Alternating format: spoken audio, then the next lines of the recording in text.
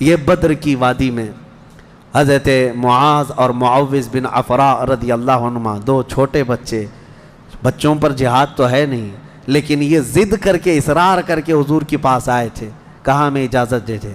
میرے آقا نے ان کو اجازت دی تو یہ جنگ میں شریک ہوئے۔ حضرت عبد الرحمن بن عوف کہتے ہیں صاحب بڑے بڑے صحابہ، جنگ کے میدان میں نفسا نفسی کا عالم ہوتا ہے، اپنا ڈیفنس کرنا ضروری ہوتا ہے، کہاں سے تیر آئے کہاں سے تلوار آئے، لیکن یہ دو بچے اس طرح سے میدان میں ہیں کہ حضرت عبد الرحمن بن عوف سے کہتے ہیں چچا ہمیں ایک بات بتائیے، ابو جہل کس کا نام ہے؟ حضرت عبد الرحمن بن عوف کہتے ہیں میں ہنس پڑا، ان کی عمر 13 سال کے آس پاس کی تھی۔ کہتے ہیں یہ کیا کرو گے تم؟ وہ سردار قریش ہے، پہلوان ہے مکہ کا۔ ان بچوں نے کہا ہم نے دیکھا تو نہیں مگر سنا ہے اس خبیث کے بارے میں کہ وہ ہمارے آقا کو گالیاں دیتا ہے، وہ ہمارے نبی کو گالیاں دیتا ہے۔ یہ اصل محافظین مصطفیٰ تھے، محافظین ناموس رسالت تھے، نبی پاک صلی اللہ علیہ وسلم کی عزت کے لیے۔ میرے عزیزو یہ بچے کھیلنے کے لیے ضد نہیں کر رہے تھے، جان ہتھیلی پر لانے کے لیے ضد کر رہے ہیں۔ حضور پاک صلی اللہ علیہ وسلم کی بارگاہ میں آئے اور اس کے بعد حضرت عبد الرحمن بن عوف کہتے ہیں میں ابھی بات چیت کر ہی رہا تھا کہ ابو جہل سامنے گھوڑے پر بیٹھا جا رہا تھا، میں نے اشارے سے بتایا وہ دیکھو وہی مردود ہے جو گھوڑے پر جا رہا ہے۔ یہ دونوں بچے چیل کی طرح جھپٹ گئے اس کی طرف اور بھاگتے ہوئے اس کی طرف گئے۔ ابو جہل کو یہ ایکسپیکٹیشن ہی نہیں تھا، یہ امید ہی نہیں تھی کہ اس کے مقابل میں کبھی کوئی بچہ آ سکتا ہے۔ غرور و تکبر میں ہمیشہ وہ سوچتا تھا بڑے بڑوں سے ہی لڑنا ہے ہم کو، اور دیکھا تو چھوٹے بچے آئے، ایک بچے نے گھوڑے کی ٹانگ پر تلوار ماری، ابو جہل نیچے گر گیا، گھوڑا بھی گرا وہ بھی گرا، اور جیسے گرا دونوں اس کے سینے پر چڑھ کر بیٹھ گئے، سینے پر چڑھ کر بیٹھ گئے اور گردن پر تلوار رکھی۔ تو جانتے ہیں ظالم یہ زمانے بھر کا بڑا گستاخ اور گستاخوں کا باپ کیا کہتا تھا، عربی میں شعر کہہ رہا ہے اس وقت، کہتا ہے میں عرب ہوں موت سے ڈرتا نہیں، میں عرب ہوں موت سے ڈرتا نہیں، لیکن افسوس مجھے اس بات کا ہے کہ میرے مقابل کا آیا نہیں۔ اس کو افسوس یہ ہے کہ مجھے کوئی پہلوان نے مارا نہیں، مجھے چھوٹے بچے مار رہے ہیں۔ اور بعض لوگوں نے کہا ہے کہ اس کی یہ خواہش تھی، کہا کاٹنا ہے تو گردن تھوڑا نیچے سے کاٹو، کیونکہ سب کٹے ہوئے گردنیں رکھی جائیں تو میری گردن تھوڑی اونچی دکھے۔ غرور و نخوت کبھی نہیں جاتا، گھمنڈ و تکبر کبھی نہیں جاتا۔ ان بچوں نے ختم تو کر دیا ابو جہل کو، اور مشہور ہے کیا ہی بہترین کہا، ہم جیسے لاکھوں کروڑوں کی جوانیاں ان بچوں کے قدموں پر قربان، ہم ان کے ناخنوں تک بھی نہیں پہنچ سکتے جنہوں نے دفاع کیا ہے، ڈیفنس کیا ہے میرے مصطفیٰ کی عزت کا۔ اوروں نے کافروں کو مارا ہوگا، ان بچوں نے تو پورے کفر کو مارا ہے۔ اوروں نے جاہلوں کو مارا تو انہوں نے ابو جہل کو مارا ہے، جہالت کے باپ کو مارا ہے۔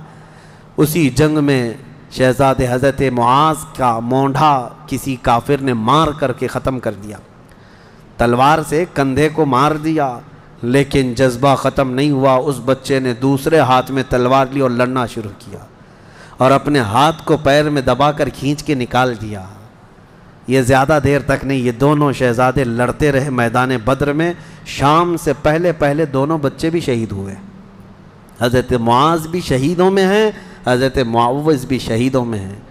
کس باپ کے یہ بیٹے تھے، کس گھر میں آنکھیں کھولی تھی انہوں نے، جہاں ماں کو قرآن کی تلاوت کرتے سنا، باپ کو محراب عبادت میں دیکھا، اور گٹھی میں ان کے پلایا ہوا تھا عظمت مصطفیٰ۔ سب سے پہلی چیز ہے میرے عزیزو، یہ جان دے چکے میدان میں۔ نبی پاک صلی اللہ علیہ وسلم شام کے وقت جنگ کا پانسا کیسے پلٹا، یہ صحابہ ایسے گھستے چلے گئے ان کے صفوں میں کہ وہ ہیبت سے بھاگنے پر مجبور ہو گئے۔ مکہ کے کفار جتنے بھی تھے سب کے سب اپنا ساز و سامان چھوڑ کر میدان سے بھاگنے لگ گئے۔ وہاں پر اپنے مویشی چھوڑا، اپنے بہت سارے چھوڑا، یہاں تک کہ 70 قیدی پکڑ میں آئے اور 70 مارے جا چکے تھے، 140، اور صحابہ میں 13 شہید تھے، 1 زخمی تھے۔ 13 شہید ہوئے، 1 زخمی تھے حضرت عبیدہ بن حارث، وہ بھی راستے میں جا کر شہید ہوئے۔ تو جنگ بدر کے ٹوٹل شہید 14 ہیں، باقی وہ 70 اور 140 پورے ٹوٹل یعنی قیدی ملا کر۔ شام کے وقت اب سنو میرے آقا صلی اللہ علیہ وسلم کا معجزہ. صحابہ کہتے ہیں حضور نکلے، میدان میں آئے، سب کافروں کی لاشیں ایک جگہ کھینچ کر لا کر گڑھے میں ڈال دی گئیں، لیکن لاشیں دیکھنے کے لیے حضور میدان میں جا رہے تھے. صحابہ کہتے ہیں قسم خدا کی ہم نے دیکھا حضور نے جس کے لیے جو دائرہ کھینچا تھا وہ کافر وہیں گر کے مرا تھا، ایک بال بھی باہر نہیں تھا. حضور نے جس کے لیے لکیر کھینچا تھا وہ کافر اسی میں گر کر مرا ہوا تھا. حضور نے جو نشان بنایا تھا ابو جہل وہیں مرا ہوا تھا، عتبہ وہیں مرا ہوا تھا، شیبہ وہیں مرا ہوا تھا. آج کے منافقین کے لیے بھی یہ درس ہے. یہ دیکھیں جنگ بدر کی تاریخ کو، نبی پاک صلی اللہ علیہ وسلم ایک دن پہلے یہ بتا رہے ہیں کہ کون کہاں مرے گا، اور یہ ابھی تک اس بحث میں ہے کہ پیٹھ پیچھے کا علم نہیں، دیوار پیچھے کا علم نہیں، یا اپنے جیسا نبی کو بھی قیاس کرتے ہیں. اللہ ہدایت عطا فرمائے. اب شام کے وقت سارے وہ لاشوں کو لا کر ایک گڑھے میں جمع کر دیا، اور جو مسلمان صحابہ تھے ان کی لاشیں جمع کی گئیں اور ان کو عزت کے ساتھ احترام کے ساتھ اسی بدر کے میدان کے قریب دفن کر دیا گیا. اور کافروں کی لاشوں کے پاس کھڑے ہو کر حضور نے پھر ایک خطبہ دیا، خطبہ دے رہے تھے، اور اس میں حضور صلی اللہ علیہ وسلم یہ فرما رہے تھے، اے لوگو ہمارے رب نے جو ہم سے وعدہ کیا تھا وہ پورا کر دکھایا اللہ نے. بتاؤ تمہارا خدا جو تم سے کوئی وعدہ کیا تھا کیا تم کو بھی پورا کر دیا؟ کیا تم نے موت کے بعد وہ چیز پا لی جس کے لیے تم لڑتے تھے؟ صحابہ پوچھنے لگے یا رسول اللہ صلی اللہ علیہ وسلم آپ ہی کس کو سنا رہے ہیں؟ یہ مرے ہوئے کفار کو. حضور نے فرمایا یہ تم سے بھی زیادہ سنتے ہیں، مرنے کے بعد وہ تم سے بھی زیادہ سنتے ہیں. اسی لیے حضور پاک صلی اللہ علیہ وسلم نے فرمایا کہ مردہ لوگوں کی باتیں تو چھوڑیں، چلنے والوں کے پیر کے چپل کے نیچے جو آواز آتی ہے وہ بھی مردہ سنتا ہے، اس کے کان بڑھ جاتے ہیں. اب مجھے بتاؤ میرے عزیزو، بدر میں مارے گئے ہوئے غلیظ قسم کے کافر جب باتیں سن سکتے ہیں تو اللہ کے اولیاء اپنی قبروں میں کیوں نہیں سنتے؟ انبیاء کرام اور اولیاء کرام اپنی قبروں میں نہیں سنتے؟ ہم جاتے ہیں اور اسی یقین کے ساتھ جاتے ہیں کہ وہ قبروں میں ہماری باتوں کو سنتے بھی ہیں، اور اللہ نے ان کو تصرف اور اختیار دیا ہو تو ہمارے حق میں اللہ کی بارگاہ میں سفارش بھی کرتے ہیں.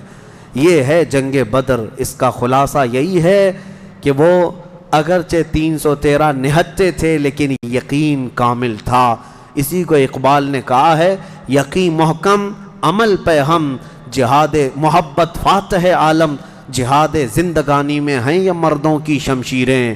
کہ یہ وہ صحابہ تھے، ان کے بارے میں کہتے ہیں اللہ کے شیروں کو آتی نہیں روبائی، اللہ کے شیروں کو آتی نہیں روبائی. یہ لومڑی کی طرح نہیں رہتے بلکہ ان کا عزم حوصلہ بڑا جوان تھا، اور میدان میں اترے تھے تو نہ یہ تلواروں کے بھروسے آئے تھے نہ ہاتھی گھوڑوں کے بھروسے آئے تھے، بلکہ ان صحابہ کا صرف یقین یہ تھا اللہ ہمارے ساتھ ہے، رسول ہمارے ساتھ ہے.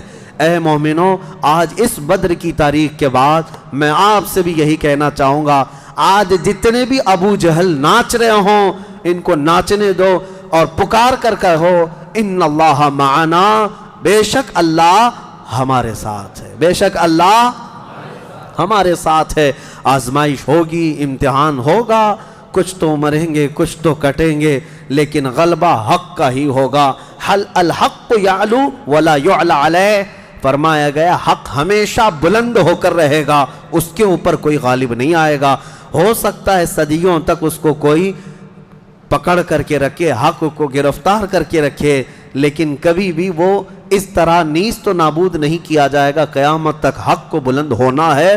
اللہ کریم ہم سب کو حق جماعت کے ساتھ زندہ رکھے اور ہمیں غلبہ اسلام کا وہ سنہرا دور عطا فرمائے جب ہم دیکھیں ہمارے ہر گھر سے آواز آئے لبیک یا لبیک یا لبیک یا.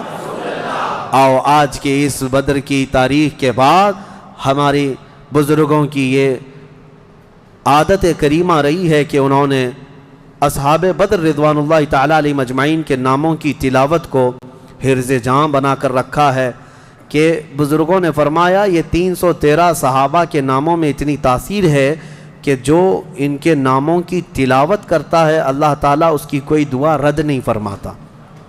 کئی حکایتیں حضرت دوانی رحمۃ اللہ علیہ، حضرت دارانی رحمۃ اللہ علیہ، انہوں نے کئی حکایتیں نقل فرمائی ہیں۔ فرماتے ہیں کہ پچھلے زمانے میں کئی ایسے حالات دیکھنے کو آئے جنہوں نے اسماء بدر رضوان اللہ علیہم اجمعین کی تلاوتیں کی ہیں، وہ راستے میں ڈاکوؤں سے محفوظ رہے۔ ایک صاحب تھے، وہ تجارت پر جا رہے تھے اور بیچ راستے میں سمندر میں ڈاکوؤں کی کشتیاں آئیں اس کی تجارت کے قافلے کو لوٹنے کے لیے، اور یہ اپنی کشتی میں اسماء بدر یعنی بدری صحابہ کے نام اپنے پاس رکھا اور تلاوت کرتا رہا۔ رات کے وقت کئی جگہ سے ڈاکوؤں نے حملہ کیا تو یہ اکیلا تھا۔ کہتا ہے میرے پیچھے سے اچانک ایک فوج آئی اور پھر وہ اچانک ان ڈاکوؤں سے لڑنے لگی، اتنا لڑی کہ وہ سب ڈاکوؤں کو مار کر ختم کیا، پورا پانی خون سے لال لال تھا۔ میں پڑھ کر کے دیکھا کہ یہ کون ہے، مدد کے لیے آئے ہیں۔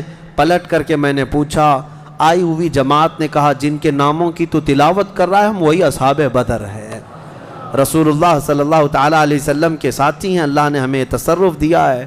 میرے عزیزو، آج بھی وہ صحابہ جو شہید ہیں ان کے متعلق قرآن کیا کہتا ہے؟ مردہ مت سوچو بھی مت، کہنا تو دور کی بات ہے۔ اللہ نے فرمایا وہ زندہ ہیں تمہیں اس کا شعور نہیں۔